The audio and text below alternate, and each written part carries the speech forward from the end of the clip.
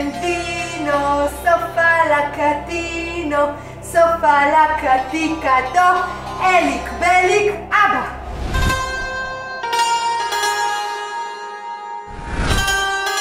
זה שטויות מה שריקי ססונוב אמרה.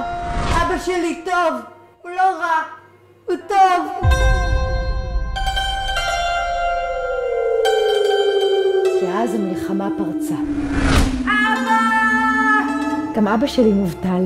יש לו תואר מהאוניברסיטה של טהרן, אבל פה הוא מוכר כל מיני דברים כשהוא מצליח. זקנה זאתי, תאמיני לי שלא נדע. זאת אמא שלי.